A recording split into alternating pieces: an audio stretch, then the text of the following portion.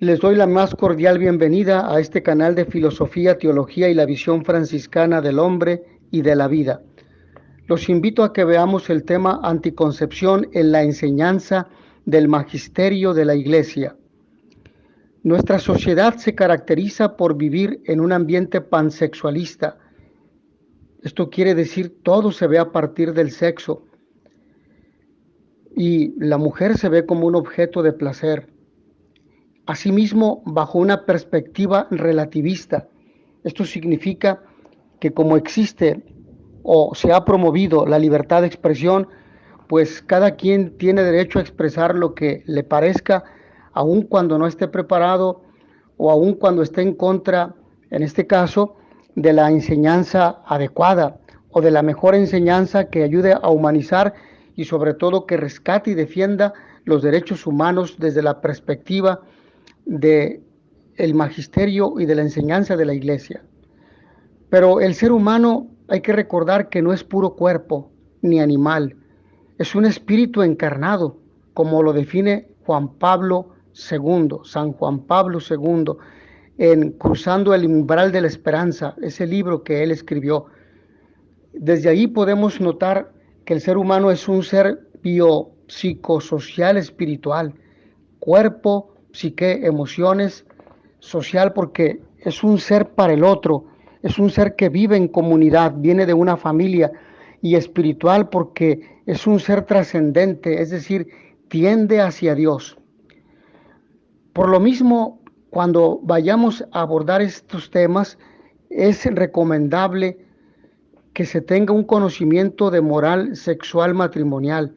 Asimismo, conocer la enseñanza de la Sagrada Escritura, que dice la Biblia sobre estos temas, y del magisterio de la Iglesia, y podríamos añadir los padres de la Iglesia. Esto quiere decir prepararse, no limitarse a leer la opinión de un artículo, aun cuando esté elaborado por un sacerdote o teólogo, porque pueden errar. Por lo tanto, siempre es bueno tener la referencia de la Sagrada Escritura, de la tradición de la Iglesia y del magisterio de la Iglesia para poder expresar la verdad que Jesucristo desea, que hablemos sobre el ser humano y sobre la sexualidad y el matrimonio de la vida humana, en la vida humana. Si recurrimos al texto del Génesis en el capítulo 38, versículos 9 al 10, ahí se dice lo siguiente: Onán sabía que aquella descendencia no sería suya, y así, cuando tenía relaciones con su cuñada, derramaba en tierra el semen para no darle un hijo a su hermano. Esto no le gustó a Yahvé y le quitó también la vida, al igual que a los otros hermanos, porque eran malos, cometían actos malos en contra de los demás seres humanos. Esto significa, si recurrimos o recordamos el Código de Derecho Canónico cuando habla de un matrimonio válido, estamos hablando de que para que un matrimonio sea válido, un matrimonio y sobre todo que no se apele a la nulidad matrimonial, hablamos de un matrimonio rato y consumado, hablamos de que hubo erección por parte del varón, penetración y eyaculación dentro de la mujer, es decir, dentro de la vagina. Entonces, así es como se pide que sea precisamente el acto sexual, porque el matrimonio no se fundamenta en la sola búsqueda del placer sexual. El matrimonio está orientado al amor entre un hombre y una mujer, que van a vivir toda la vida hasta que la muerte los separe, y está también orientado a la felicidad y está orientado también a la búsqueda de la vida. Dice el texto del Génesis: vio Dios que todo era bueno, y Dios creó al hombre y lo bendijo y le dijo: reproduzcanse. Por lo tanto, el matrimonio está orientado y está abierto a la vida. El matrimonio es un santuario de vida, porque este es un mandato de Dios. crezcan y reproduzcanse. Si el matrimonio se fundamentara solo en la búsqueda del placer, estaríamos ante una ideología contemporánea que se llama hedonismo, y por lo tanto es la satisfacción o autosatisfacción solo de mi persona, sin pensar incluso en la satisfacción del otro, y esto equivaldría a una masturbación, es decir, a generarme placer con el cuerpo o con los genitales del otro, incluso sin pensar si el otro alcanzó placer. Solo me satisfago yo y me intereso en mí mismo. Esta es una forma de egoísmo también. Entonces, el matrimonio va mucho más allá de estos estándares que caricaturizan al ser humano. Cuando la sociedad y los medios de comunicación impulsan a los matrimonios a renunciar a su fecundidad, la Iglesia nos invita nuevamente a abrir el corazón a la fe para saber quiénes somos, de dónde venimos y a dónde vamos. No somos solamente órganos sexuales, somos mucho más, como ya lo hemos dicho al inicio. El tema de la anticoncepción provoca no pocas críticas a la Iglesia. Muchos creen que la oposición del Papa y de los obispos al uso de los anticonceptivos es algo anticuado o que va contra los derechos de la mujer o que no responde al afecto y respeto que la Iglesia debería mostrar hacia todos sus hijos, también hacia aquellos que no comprenden la doctrina católica sobre este punto. Y hay que tener cuidado porque no podemos calificar a los demás de fanáticos o a la Iglesia porque está a favor de la vida. Hay que tener cuidado con esas perspectivas de pensamiento y con esas opiniones. No podemos enseñar mal a la gente porque Dios nos pedirá cuenta de la enseñanza que demos. Si damos una enseñanza errónea, llevaremos sobre nuestra conciencia los errores de ese pecado de haber inducido por un camino equivocado a los demás. Por eso es una grave responsabilidad enseñar a otros seres humanos, porque los podemos inducir por el camino equivocado. Y el camino equivocado sabemos que no lleva a Dios. A pesar de las críticas, no son pocos los matrimonios que acogen esta enseñanza de la Iglesia. Nosotros sabemos que existen dos tipos de anticonceptivos, naturales y químicos o no naturales. Y todos los químicos, cuando no esté en juego la salud de un ser humano, todos los químicos nunca son aprobados por la Iglesia. ¿Sí? Habrá casos excepcionales, pero como norma general, la Iglesia no los aprueba. Los casos, o por ejemplo, los medios de anticoncepción natural, bueno, van conforme a la naturaleza del hombre, del cuerpo humano, y van conforme las leyes, la ley natural, y por lo tanto, conforme los mandamientos. Y esto conduce a amar al prójimo como a sí mismo, pero también amar a Dios sobre todas las cosas, pero también al prójimo como a sí mismo, que es expresión del amor por mí. Y en esto también conlleva el respeto por la vida, el respeto por el otro, no verlo solo como objeto de placer. Unos, por verdadera convicción, han estudiado, han reflexionado, han descubierto que en el uso de métodos anticonceptivos se da un desorden, se daña el respeto hacia el hombre o a la mujer, se hiere la relación de pareja, se obstaculiza la confianza en la providencia, que es fundamental para la vida de todo cristiano.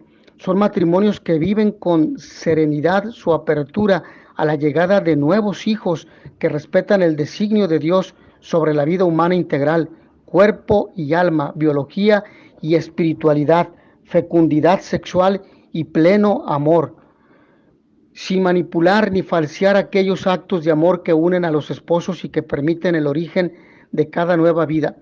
El matrimonio es una comunidad de vida y amor, y está orientada a eso. Y la relación sexual, como bien dice Santo Tomás en la Suma Teológica, cuando habla sobre el sacramento del matrimonio, es una oración. Y hablamos de la relación sexual dentro del matrimonio, del sacramento del matrimonio. Es una oración sin palabras. Cada movimiento, cada gemido es una oración que dirigen juntos a Dios. Por eso el Papa Francisco llama a los matrimonios, a los esposos, apóstoles del amor.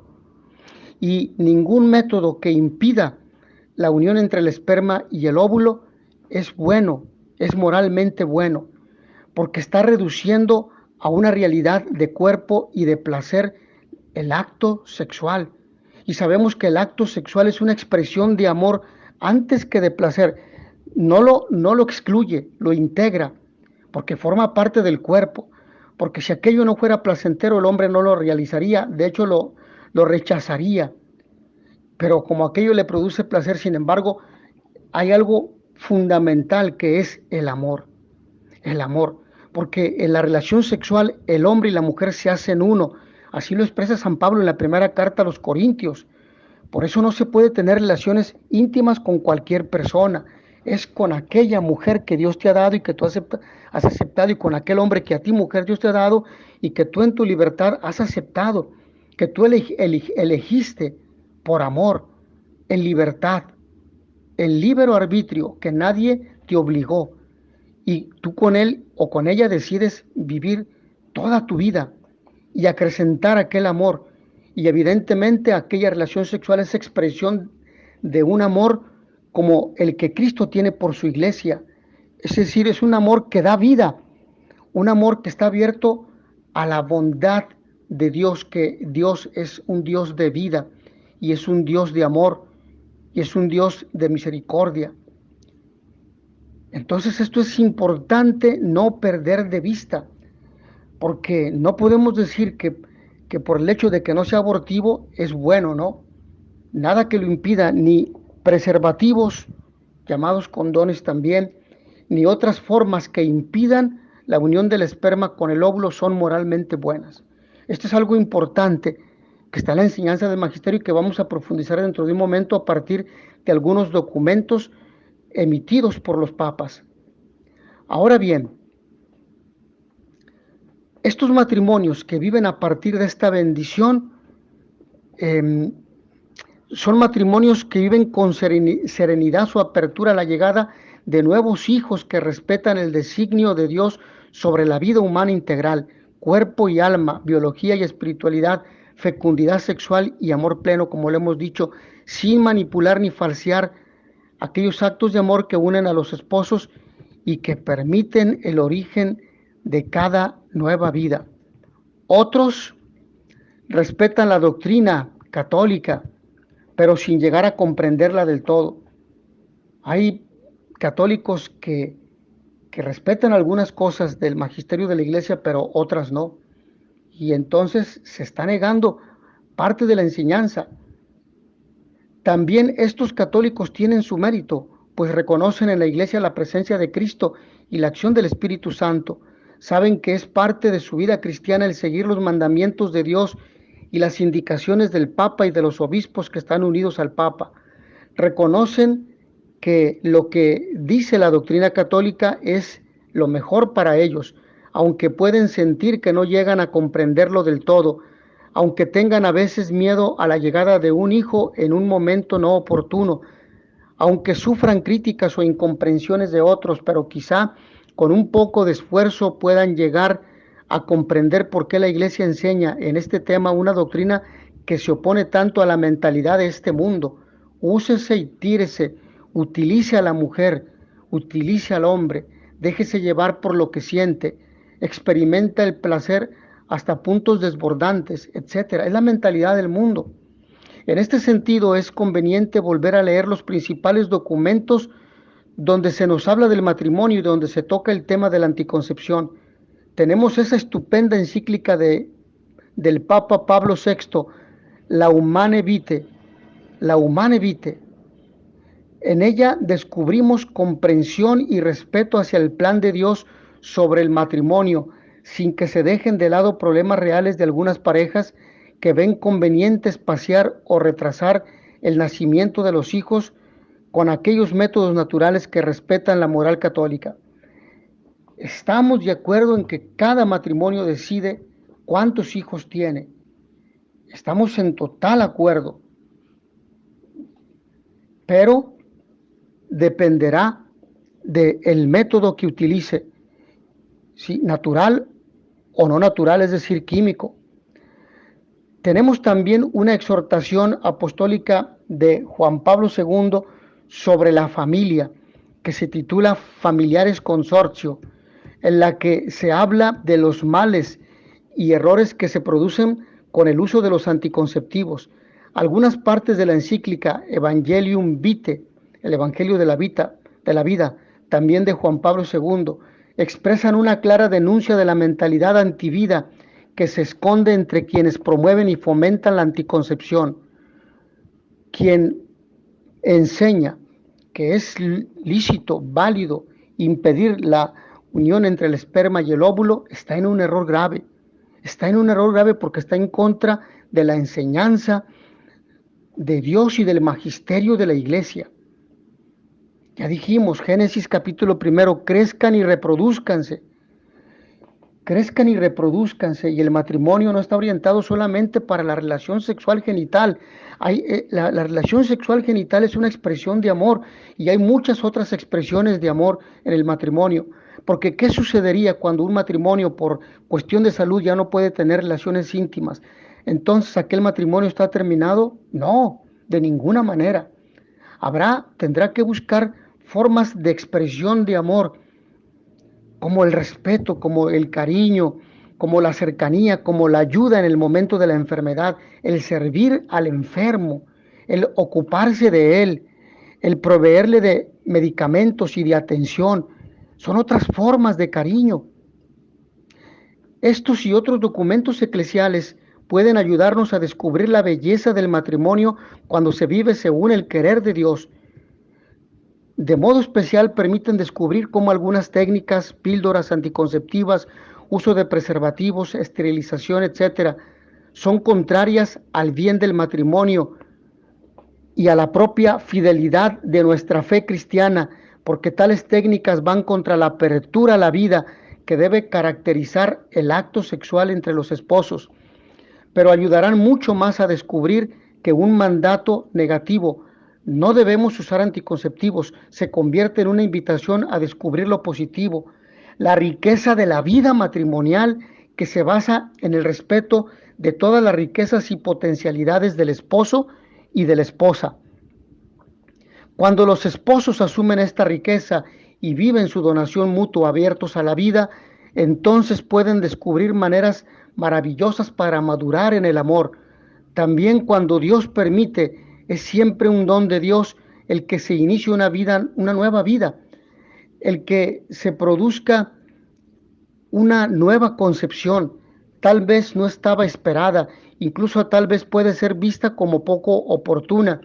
De nuevo la fe dará luz y energías para abrir los corazones a quien ya está en medio de los esposos, en el seno materno, a quien como hijo espera recibir ese amor que es el distintivo de los cristianos, la señal de esa plenitud humana de quien sabe acoger, dar, entregarse totalmente al otro, más cuando ese otro hijo cuando ese otro es un hijo nacido como resultado que nos da resultado del amor y de la felicidad que viene del vivir según Dios en la iglesia, con la confianza que nos da Jesucristo. No tengan miedo, lo que nos dice en Mateo capítulo 28, versículo 10. No tengan miedo. Antiguamente, hace 50 años, 60, las familias eran numerosas. Sin embargo, aun cuando padecieron hambre, lo hicieron porque es muy posible que el padre de familia, el varón, no se hizo cargo de los hijos. Probablemente se ocupó de otras cosas, probablemente había alguna adicción, etcétera, o fueron abandonados. Pero cuando aquellas familias trabajaban y fueron responsables en la educación de sus hijos, Dios no los abandonó. Sí, también los esposos pueden escuchar esa invitación del Señor cuando la sociedad y los medios de comunicación impulsan a muchos matrimonios a renunciar a su fecundidad, a adulterar incluso su amor a base de técnicas inmorales. La Iglesia nos invita nuevamente a abrir el corazón a la fe, a descubrir en cada nueva concepción un proyecto inmenso, un amor sin límites, una fidelidad y una esperanza para el futuro humano. Lo recordaba Juan Pablo II en la Carta a las Familias. Así pues, tanto en la concepción como en el nacimiento de un nuevo ser, Los padres se hallan ante un gran misterio, lo que nos dice San Pablo en la carta a los Efesios, capítulo 5, versículo 32. Y estoy citando los textos de la Biblia para que se entienda, quien me está escuchando, que esta es una enseñanza que está fundamentada en la Sagrada Escritura y en el magisterio de la Iglesia, en la tradición de la Iglesia, porque no podemos dar un punto de vista fuera de la enseñanza de la Iglesia. Sería un craso error, un grave error, porque estaríamos induciendo al error a mucha gente y por lo tanto al pecado, y sabemos que el pecado nos aleja de Dios. También el nuevo ser humano, igual que sus padres, es llamado a la existencia como persona y a la vida, en la verdad y en el amor.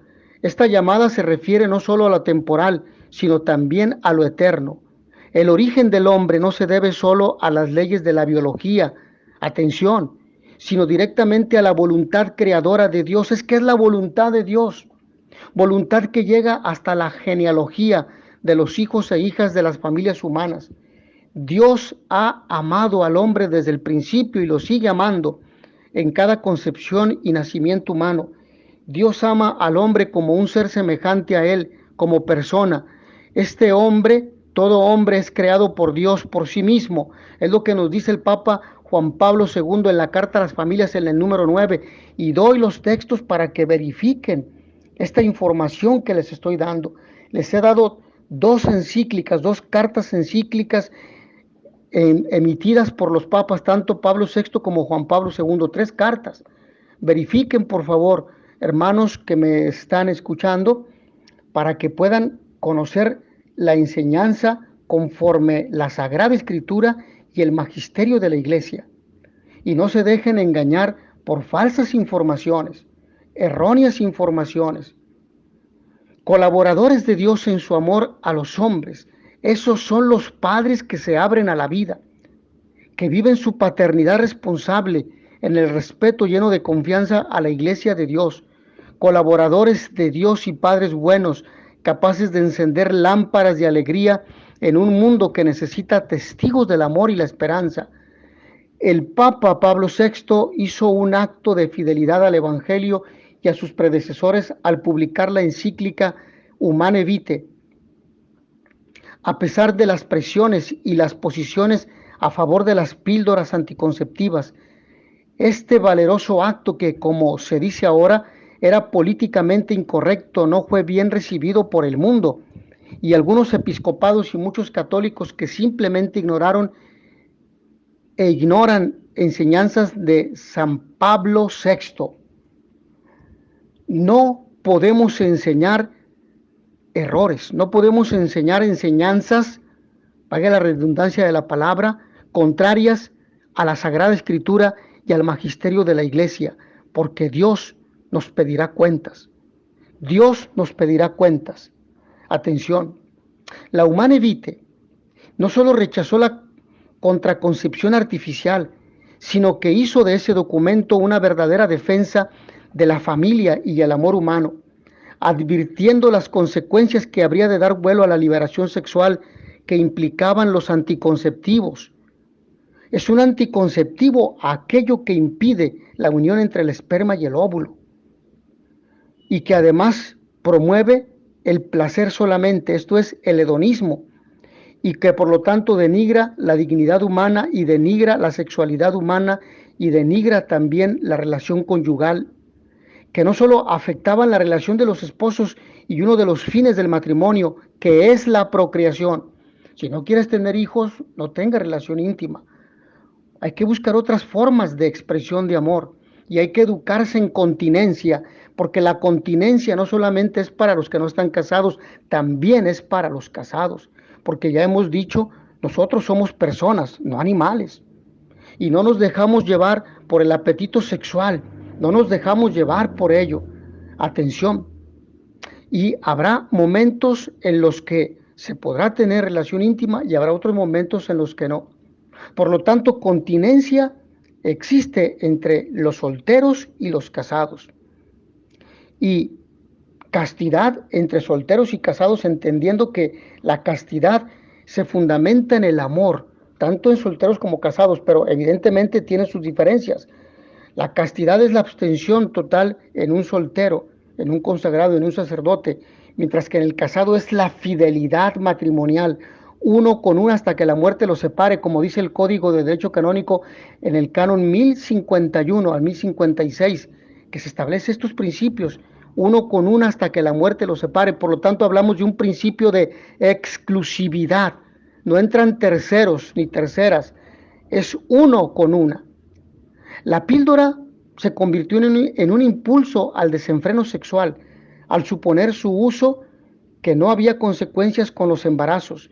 Sin embargo, como las píldoras no resultaron infalibles, pues muchas de ellas son abortivas, también aceleraron los abortos porque se producían embarazos no deseados y los hijos resultantes también se repudian.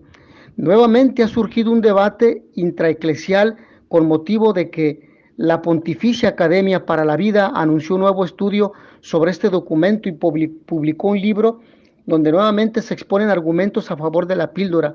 Esto ha sido festinado no solo por los partidarios de la misma dentro de la Iglesia, sino por los medios de comunicación que ya dan por hecho un cambio de la moral católica sobre el tema, sino incluso anuncian una futura encíclica del Papa Francisco en esta dirección.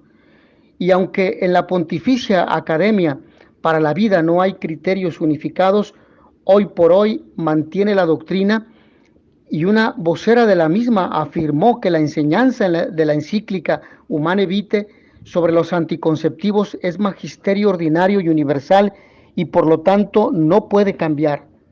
El Catecismo de Trento, que durante mucho tiempo fue el oficial, establecía que, por tanto, es gravísima la maldad de aquellos casados que o impiden con medicina la anticoncepción o procuran aborto, porque esto se debe tener por una cruel conspiración de homicidas. Esto es lo que decía el Catecismo de Trento. Estamos hablando de aquel documento de 1535, 1545. Y aunque ese catecismo no era así es de Trento, sí, efectivamente. Y aunque ese catecismo no era una expresión pontificia, la doctrina de la Humane Vitae no fue novedosa en el magisterio, porque en diversos documentos de papas anteriores se había señalado criterios contrarios a la anticoncepción por medios artificiales. Ya el Papa Pío XI escribió en la encíclica Casti Connubii en 1930 que cualquier uso del matrimonio ejercido de tal manera que el acto se frustre deliberadamente en su poder natural de generar vida es una ofensa a la ley de Dios, de la naturaleza y de la naturaleza. Y quienes se entregan a ella son marcados por la culpa de un pecado grave. No existía entonces la píldora, pero sí otros medios orientados a ese proceso. Por ello, hacía alusión al tema. Entonces, atención, esto no es un punto de vista personal, este es el magisterio de la Iglesia. Ahora bien, años después el Papa hizo diversas alusiones al tema con médicos y enfermeras, clarificando la legitimidad del espaciamiento de la fecundidad mediante el método natural entonces en boga. El método Ogino Naus, que estaba abierto a la vida y de hecho debido a las irregularidades de la ovulación en algunas mujeres solía fallar. Sin embargo, como existía una cultura antinatalista, normalmente los matrimonios aceptaban a los hijos del ritmo. En uno de sus discursos a las comadronas el 29 de octubre de 1952, el Papa Pío XII hizo alusión a lo que había expresado el Papa Pío XI, nuestro predecesor Pío XI de feliz memoria, en su encíclica Casti Connubii del 31 de diciembre de 1930, proclamó de nuevo solemnemente la ley fundamental del acto y de las relaciones conyugales, que todo atentado de los cónyuges en el cumplimiento del acto conyugal o en el desarrollo de sus consecuencias naturales, atentado que tenga por fin privarlo de la fuerza a él inherente e impedir la procreación de una nueva vida, es inmoral. y que ninguna indicación o necesidad puede cambiar una acción intrínsecamente inmoral en un acto moral ilícito. Ahora bien, profundicemos en la encíclica Humane Vitae, de la vida humana. Este principio fue retomado también por San Pablo VI de las enseñanzas de Pío XI, afirmando que esta prescripción sigue en pleno vigor, lo mismo hoy que ayer, y será igual mañana y siempre, porque no es un simple precepto de derecho humano, sino la expresión de una ley natural y divina. Por lo tanto, para aquellos que dijeran, pero ¿por qué estás anunciando una enseñanza fuera de tiempo, algo anticuado? No, esto tiene vigencia, esto es actual. La doctrina en materia de anticoncepción no ha cambiado y es vigente. Con ello afirmaba implícitamente que se trata de magisterio firme de la Iglesia, previendo las voces que después se pronunciaron como poniendo en duda el magisterio ordinario de los papas en forma continuada. Así lo expresó Humane Vitae de 1968. El Papa San Pablo VI escribió: hay que excluir igualmente, como el magisterio de la Iglesia ha declarado muchas veces, la esterilización directa, perpetua o temporal, tanto del hombre como de la mujer. Un ejemplo inmediato fue el pronunciamiento del episcopado belga al afirmar que cuando no nos encontramos ante una declaración infalible y por tanto irreformable, lo que no suele ser el caso de una encíclica, y que Humane Vitae por de pronto no reivindica para sí, no estamos obligados a dar una adhesión incondicional absoluta, como la que exige una definición dogmática. Esta siempre ha sido la enseñanza de la Iglesia y entonces es parte del magisterio ordinario y universal. Y finalmente dejaba a la conciencia bien formada de los esposos la decisión de seguir las enseñanzas de la encíclica. Recordemos algunos puntos de la Humane Vitae. Por ejemplo, vamos a ver el número 11, 12 y 14. La Iglesia, sin embargo, al exigir que los hombres observen las normas de la ley natural interpretada por su constante doctrina, enseña que cualquier acto matrimonial, quilibet matrimonii usos, debe quedar abierto a la transmisión de la vida. Esto es importante recalcar. Esto se señala en el número 11. No se debe impedir la unión entre el esperma y el óvulo. Estamos hablando en sentido general. El número 12 dice: esta doctrina, muchas veces expuesta por el magisterio, está fundada sobre la inseparable conexión que Dios ha querido y que el hombre no puede romper por propia iniciativa entre los dos significados del acto conyugal, el significado unitivo y el significado procreador. Número 12, ahí está. El número 14, queda además excluida toda acción que, o en previsión del acto conyugal, o en su realización, o en el desarrollo de sus consecuencias naturales, se proponga como fin o como medio hacer imposible la procreación. Ahí está. Es clarísimo. Una enseñanza que sostenga que es imposible, o mejor dicho, que es posible realizar el acto solamente impidiendo la unión entre el esperma y el óvulo como algo lícito, es un error. A partir de estos tres números que hemos leído de la encíclica Humane Vitae que hemos dado a conocer en este momento. Posteriormente, esos criterios fueron asumidos por San Juan Pablo II, quien hablaría de una cultura de la muerte. Escribió en la Evangelium Vitae, el Evangelio de la Vida. Se afirma con frecuencia que la anticoncepción, segura y asequible a todos, es el remedio más eficaz contra el aborto. Se acusa además a la Iglesia Católica de favorecer, de hecho, el aborto al continuar obstinadamente señalando la ilicitud moral de la anticoncepción. La objeción, mirándolo bien, se revela en realidad falaz. Es mentira. En efecto, puede ser que muchos recurran a los anticonceptivos incluso para evitar después la tentación del aborto, pero los contravalores inherentes a la mentalidad anticonceptiva, bien diversa del ejercicio responsable de la paternidad y maternidad, respetando el significado pleno del acto conyugal, son tales que hacen precisamente más fuerte esta tentación ante la eventual concepción de una vida no deseada. Ya hemos dicho lo que sostiene el Código de Derecho Canónico: erección, penetración y eyaculación dentro de la mujer, dentro de la vagina, no fuera, porque caeríamos en aquella tentación o en aquella corriente degradante llamada onanismo, del cual nos habla Génesis en el capítulo 38, el texto con el cual hemos iniciado esta exposición. De hecho, la cultura abortista está particularmente desarrollada justo en los ambientes que rechazan la enseñanza de la Iglesia sobre la anticoncepción.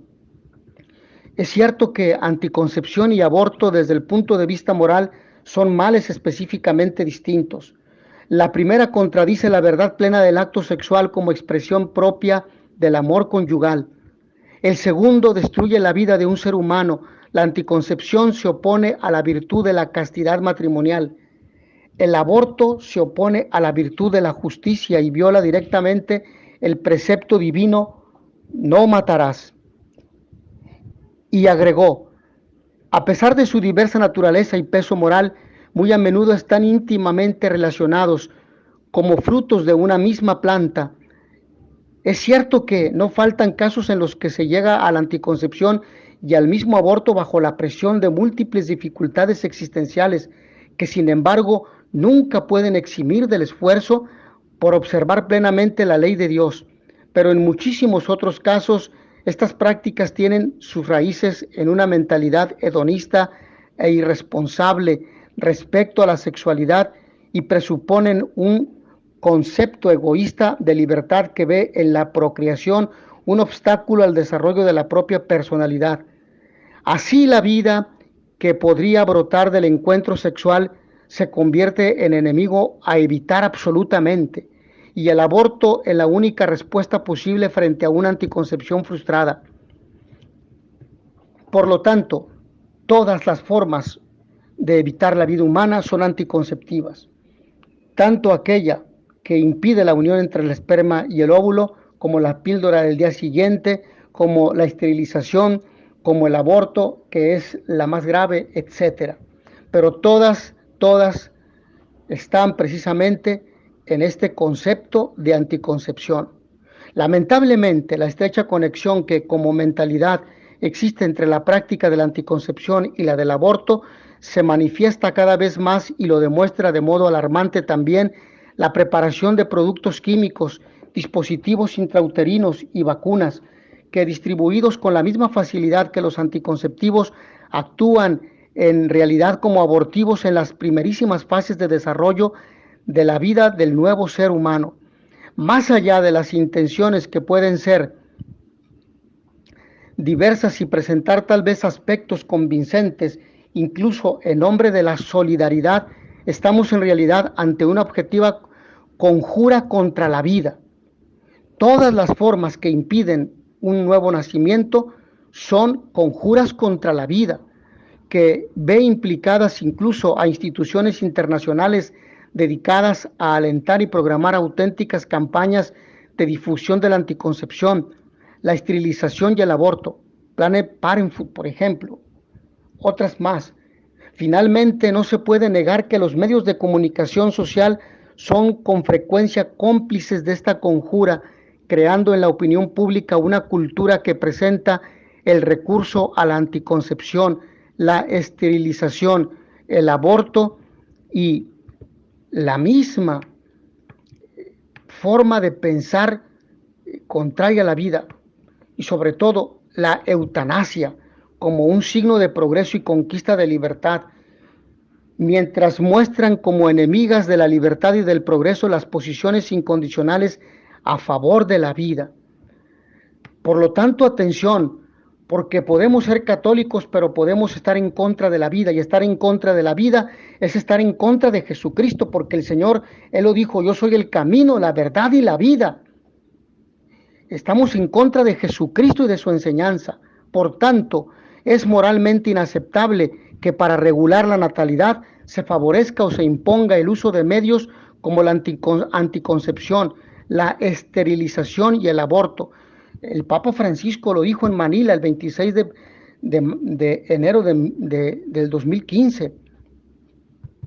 La postura del Papa Francisco, si se piensa que el Papa Francisco está en contra de la Humanae Vitae, se puede recordar que en su reunión con las familias en Manila, Filipinas, el 26 de enero de 2015 expresó: pienso en el Beato Pablo VI, en un momento donde se le proponía el problema del crecimiento de la población, tuvo la valentía de defender la apertura a la vida de la familia. Él sabía las dificultades que había en cada familia, por eso en su carta encíclica era tan misericordioso con los casos particulares y pidió a los confesores que fueran muy misericordiosos y comprensivos con los casos particulares.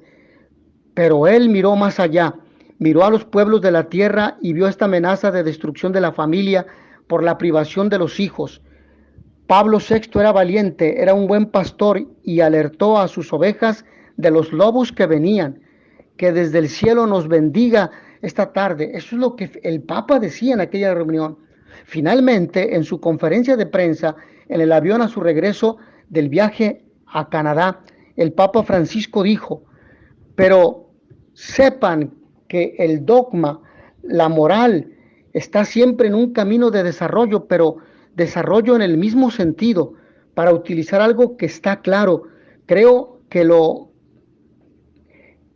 he dicho aquí antes, para el desarrollo de una cuestión moral, un desarrollo teológico, digamos así, o dogmático. Hay una regla que es muy clara y esclarecedora. Lo he dicho otras veces, lo que hizo Vicente de Lérins en el siglo V, era un francés. Dice que la verdadera doctrina, para avanzar, para desarrollarse, no debe estar quieta.